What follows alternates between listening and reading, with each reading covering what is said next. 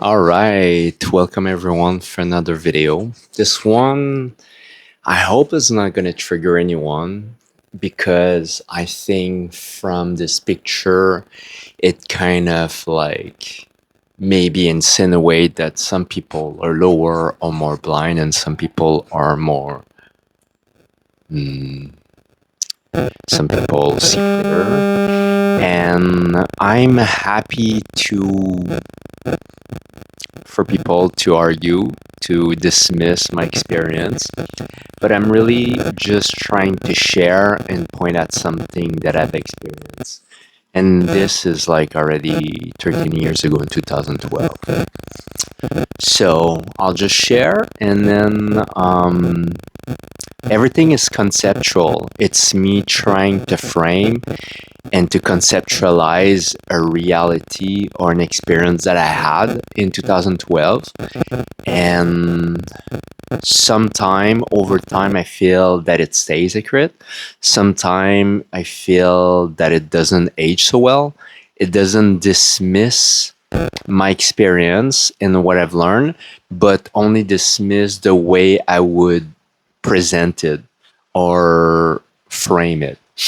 So I don't feel like I want to write another book, so I will go with this. Everything that I'm presenting to the video is I'm just feeling that I want to open myself and film myself and make videos, and I don't prep for the video that much, and so a lot of those knowledge I haven't never read for the last since 2019, or probably even before because it was published in 2019, but a book was already finished probably in 17.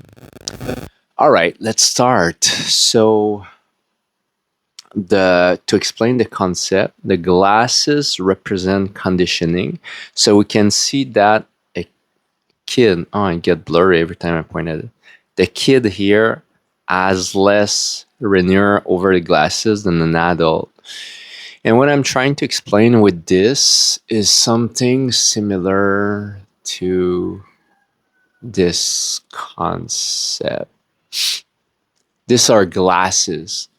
And I use the concept of glasses because although most people wear glasses to see better, conditioning, meaning information that is in their mind, coming from the source of conditioning, or family, or religion, or friends, the media, is creating bias toward how we understand ourselves and reality. And so, like here, it's like, oh, this is animal, but this is resources, and it's just one of the example. And when we're talking about the material world, it's easier to perceive and understand.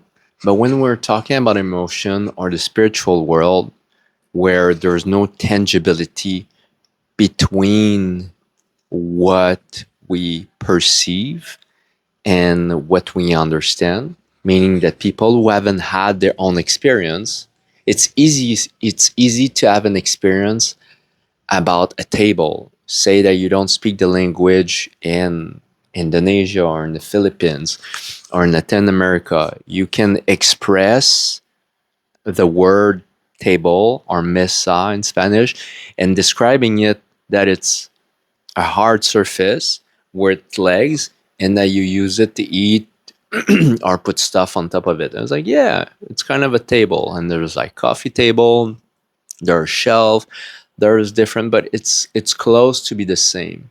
But when we are trying to interpret concepts that are not physical, that you cannot smell, touch, see, or hear, then it leaves interpretation to the experiencer. And of course, there's people who are better than others to describe their experiences, so the person who have experienced them can relate, meaning that you can fall in love, and then people will understand what you describe if you fall in love. Or if you have your own psychedelic experience, there's people who can express clearly what they saw during those experiences, and people who have had those experiences can say, yes, that's exactly what happened, but may not know how to express it themselves to other. Um, and so what I'm trying to express with this drawing is that there's a correlation between little amount of conditioning when we're a child and a lot of conditioning when we're an adult. But before conditioning is implemented into our mind, we perceive reality as it truly is, but we do not understand what we perceive.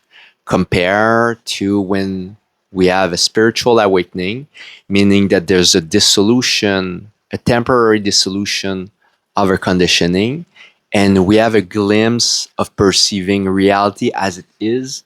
And for me, it's really similar to the first time, I think, because I don't have direct experience of remembering what it felt being a baby, exploring and and exploring the world, and maybe understanding something is hot or something is bright. But I've observed a lot of baby, and from my external observation, I have a belief that their perception is deprived of conceptualization. And for me, this is reality. Understanding, like I said, experiencing reality and understanding gives us a different level, but experiencing is better than not experiencing and just understanding. You're closer to reality by experiencing than thinking you understand. So, meaning if you never experience a sexual orgasm and you just read about it, the sensation, the technique, or etc., then you might think you know what it means. He's like, yeah, I know everything about it. Or you can learn about a country, culture, and language, but you know that it won't be the same until you have your own experience and travel to that country. Having your own experience shatter our belief, shatter our preconceived ideas. And so with this, the evolution, and then I think the Dalai Lama said it in simple way. He said the goal is to age older, but to come back to the spirit of an innocent child. To be to so what happened between the growth is that what conditioning does. I think conditioning makes us unhappy because it creates a separation or a distance between what we have and what we want. More we have knowledge, more we become thirsty for more. And I've seen it in my travel that although I'm traveling in rural area, really remote place, there's only older generation. All the younger generation are gone. And so the farm and whatever the lifestyle they had in rural area, it's the last generation because the phone or access to technology give us a glimpse of what exists outside of their bubble. Before we had gadget, people who were remote, they only knew what was told by their family, their surrounding, their community.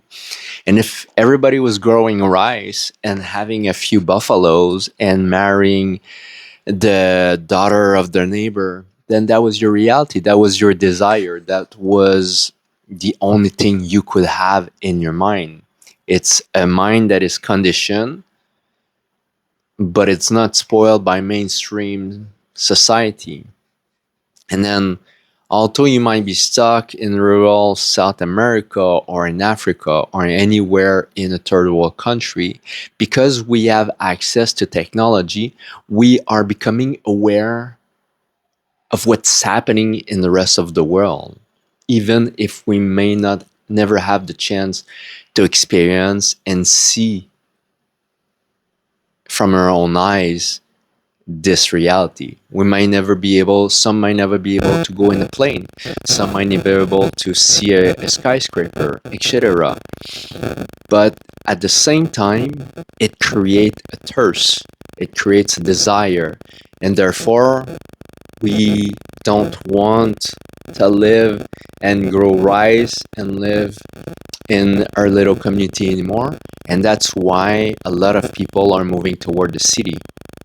It was fine. People lived in rural area for millennial, but now everybody is going to the city and working like slave to earn a little bit of money to be able to buy what their parents never thought they needed. But the new generation want more stuff. And so for me, I graduated before spirituality. I graduated in economic science. And I have a definition of happiness that is kind of with economic term. And I express it this way. I said that happiness, or the level of happiness, is inversely proportional to the distance that exists between what we have and what we want.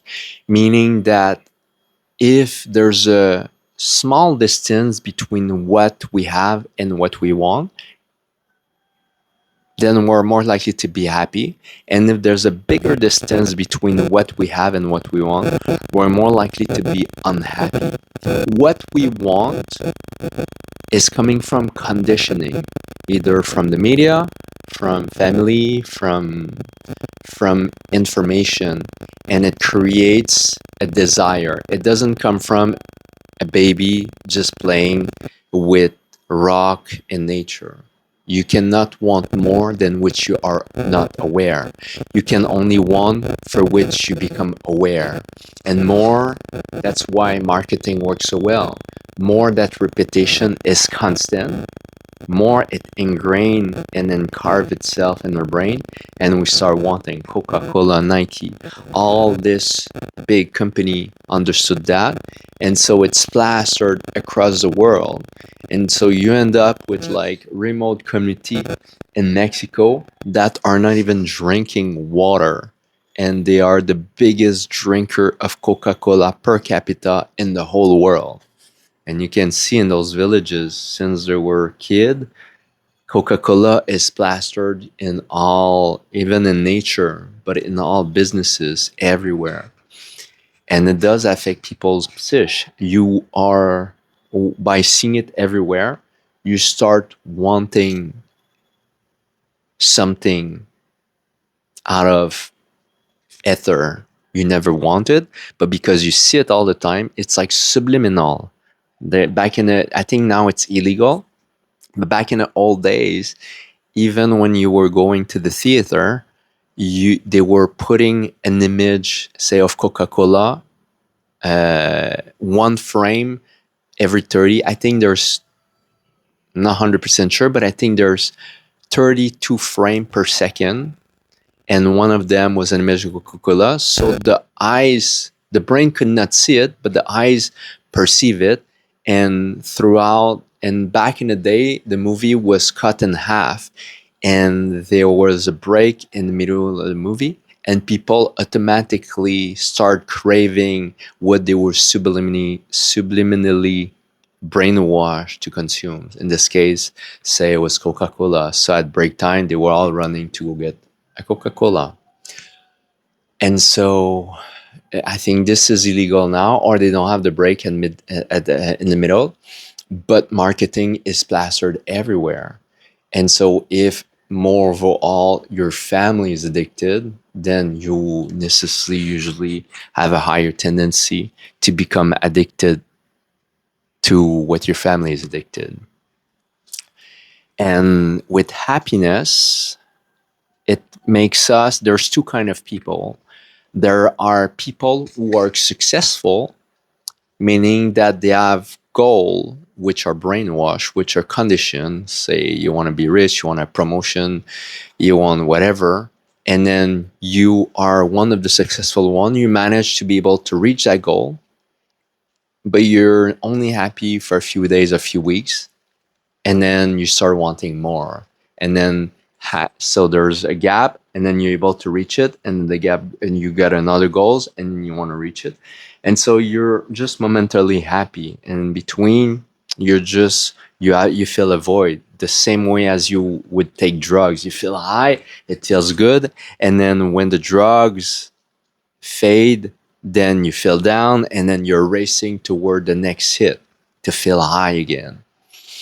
And this is only, I would say, 10% of the population are successful, and 90% of the people are unsuccessful, meaning they have dream, they have goals, but they're not successful, meaning that like here, they're here, and as they're progressing toward their goal, the goal is never reached. And so there's always a gap, and it's like a carrot and the donkey, meaning that you're holding a stick with the carrot, and the donkey keep running but is never able to eat the carrot. And those are unsuccessful people, because our society is built as a pyramid, and for people to be successful, it's only a small minority. For the people to climb on top of the pyramid, you need a bigger base of medium and poor people for sustaining the successful people that would either succeed with their businesses, with money. It's not possible for everyone to be on the top. The pyramid cannot exist if it would be in reverse position. And so the way out of it, it's not to race toward a goal, but to dissolve conditioning. So the gap exists because of conditioning. So if we dissolve conditioning, then what's ahead of us, instead of us running toward it, then conditioning dissolve, and then our goal are coming toward us, and then we are diminishing the distance between where we're at and what we want, meaning that we feel more gratitude towards what we have already, instead of dreaming and craving for something we don't have. It doesn't mean that we cannot have a family, it doesn't mean we cannot have money. It just means that on the process of living life, we are already happy and satisfied with what we have. If we have more, we're happy. If we have less, we're happy. If we stay the same, we're happy. But if we cannot have gratitude, then we're bound for suffering. And the only thing that separates us is not to be more successful. It's only to diminish and dissolve the poison that we've been brainwashed since we were a child, and that transform or deform our perception of reality, our dream, our desire, our ambition. All this was brainwashed since the beginning. And so when I don't know if you can read, but unconscious adults are not bad people. It's just a term to say that unconscious is that you believe that mainstream is the only reality that exists. And by saying this, I mean that you are craving only what society told you you should be craving. And if you're happy with it for some time, good. And if you're happy for a long time, very good. But if you're not happy and you're looking for something else, then it's time tickling yourself, from emptying your mind. I wanted to say something more. Got back. So, for people who are happy with what they have, I feel that society, to make sure it function, to make sure that the people at the bottom stay at the bottom, to support the people at the top and not escape the pyramid and go on their own spiritual journey. The top has engineer the society to make people at the bottom at least mildly satisfied. Because if everybody would be suffering and unhappy, then everybody would either kill themselves or run away or disappear and then wouldn't work and then live simply and then not be part of the economic system that support the whole pyramid. But to make everyone happy and manageable, it's like the way I express it is like there's 3 pair of shoes. Society fit 90% of the time okay. Not perfect, but okay. Some people fit perfect, some people are super successful. And I mean, I don't know, someone like Elon Musk or Warren Buffett, they're doing amazing. And I don't see them to be happy in the hippie community or living at the beach. They're driven. They like taking risk, and the capitalist society is exactly perfectly made for people like them, and they're doing well, to be honest. I mean, at least somebody like Elon Musk is using capital, is using in his intelligence, is using resources, and although some people might not agree, he's creating, he's shaping society in the future by inventing things that didn't exist, and that's why he is so wealthy. Not because he's greedy, but because he's putting all his money and all his energy working 80, hundreds of hours a week, not being paid, and if he's successful, then he has a huge paycheck. And he's playing kind of a gamble. He's playing quit or double. Instead of knowing how much he's gonna get, he's betting that the company like Tesla is gonna reach a milestone so crazy that the shareholders say, there's no way. But if you do succeed, we're gonna give you the biggest paycheck. And every time he's been able to succeed in this prediction. And now I think last week, now we're in end of 2025, he just signed a contract for potentially receive $1 trillion. $1 trillion, I think, on a course of 10 years. And also with the biggest prediction in market cap for his company, Tesla. So those people are doing good, but 90%, if not more, of the population, it's like if there's 3 size shoes, there's small, medium, and big. And the small portion of the population feel that the available size fit perfectly. And a big part of the population, the majority, can fit okay. It's either a little bit too tight or a little bit too slack, but they can handle. So they're mildly successful and they don't complain too much because it suits them good enough. And there's a small portion of the population, it's like either way too big or way too small, and they suffer a lot. And they're sick of it. They don't want to walk with those shoes. They don't want to walk with mainstream. And so they decide to be barefoot and be walking away from the pyramid of mainstream society. And there's people who are not necessarily on a spiritual journey, but just in an alternative lifestyle away from mainstream society.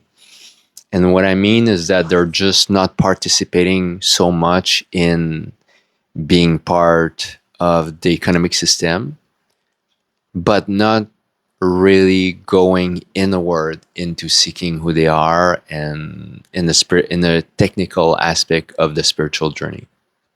And that's okay. It's just, for me, it's just a transitional phase. I think I was in the transitional phase for probably 7 years at least. My climbing time was really, and I mean, before that I was a little bit hippie, but I was 1 foot in each shoes. So maybe I was 1 foot in barefoot and 1 foot in mainstream. Um, yeah, and so society is not all bad. Society, and but I feel that we are naturally growing being. So it doesn't mean that it fits you when you're younger. When I was young, I was really good at school. I enjoyed it because it feels good for the ego to self-identify to something you're naturally good, and I didn't put so much effort in my education, and in some class I was doing amazing, 90% to 100% in maths and science, and then cheating to pass French and English and this kind of class. But I didn't care so much. I felt validated, and I feel that I was doing well, and I was able to have higher education. And when I was younger, I thought that was it. But then I didn't know I would feel more trapped and more trapped, and I would like funnel into, like, I would feel choked because you're finishing university, and then like I'm in my early 20s, and then you feel the pressure. It's like, oh, soon I'm gonna have to work. And I already start. I When I left home at 19, I just turned 19. I quit my family's home and against the will of my family. But I love them, but I felt too restrained.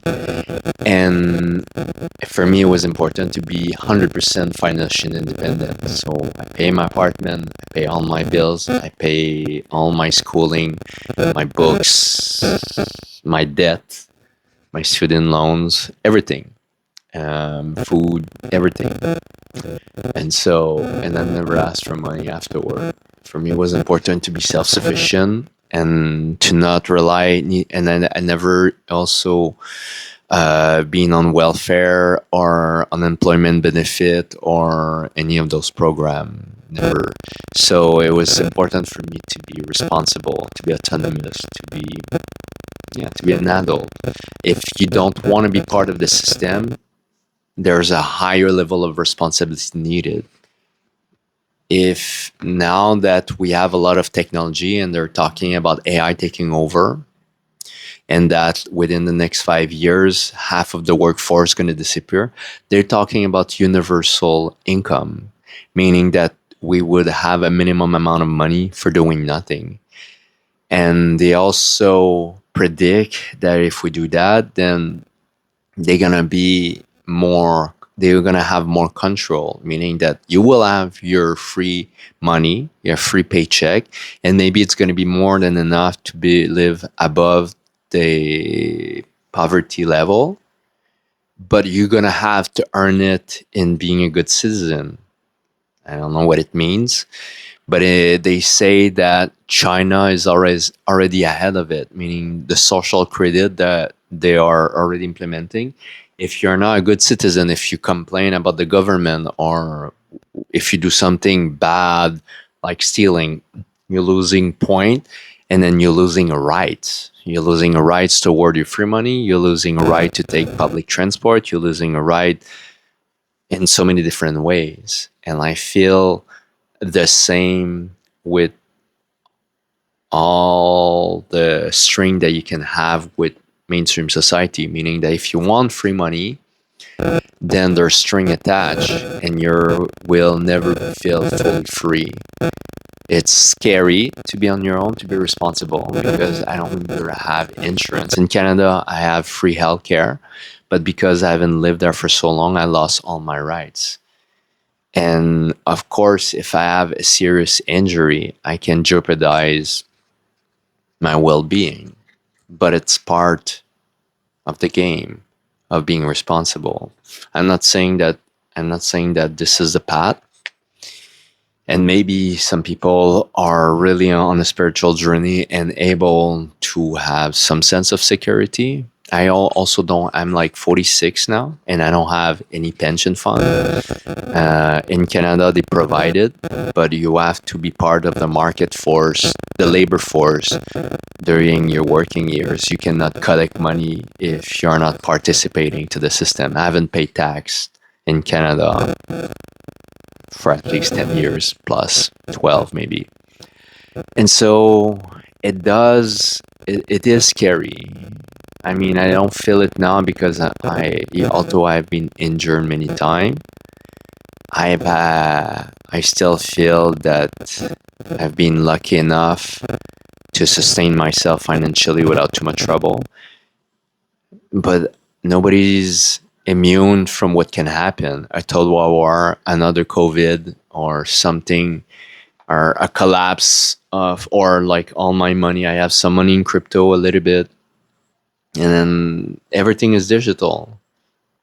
I almost lost all my money in crypto for 3 years because I forgot the password. And as silly as it can seem, I was lucky because somebody was smart enough to find a way to retrieve it for me. But it's so easy to lose everything. And so what do we do? I'm not immune from bad luck.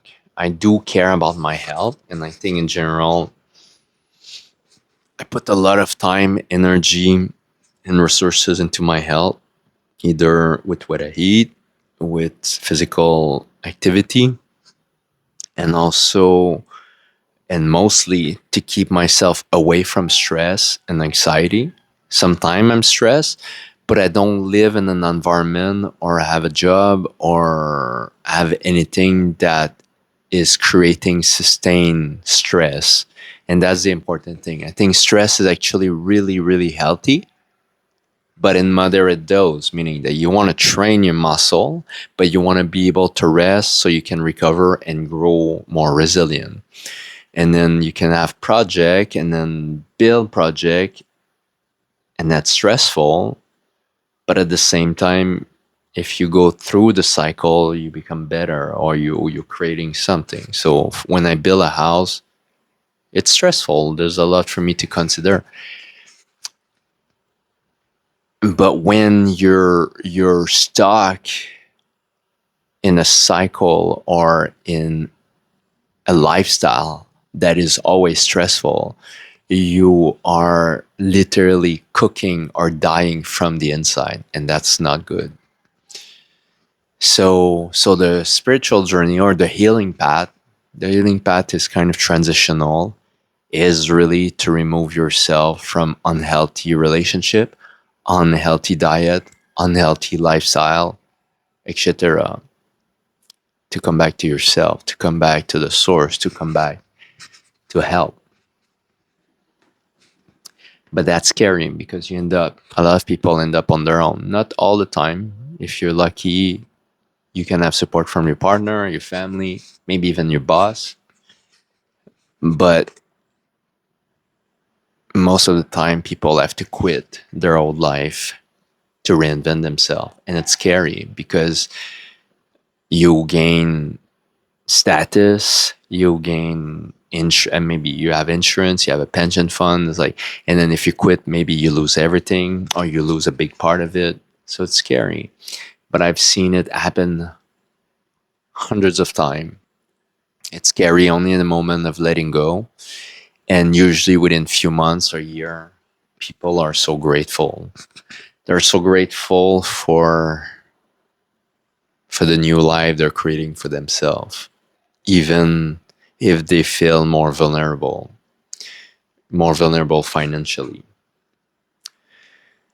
I don't know how long it is, but I have to go soon. So I'm going to cut this one soon now. And yeah, I don't like the shape of this drawing. And I haven't read anything, but I think it's clear enough so you can read it. And if you have any question, feel free to comment and tell me if you resonate with what I share in this video or you think it's bullshit. And then if you watch a few video of my channel, usually I have a code that when I watch at least 3 video of one creator, I subscribe just as a thank you, and also to get more because I receive benefit. I know when there's more to come from that creator, and because I benefit for my own benefit, either for entertainment or for education, then it's going to encourage the algorithm to bring it back, to bring more to me and to bring more to other people as well, because it's worth sharing. So subscribe. Thank you.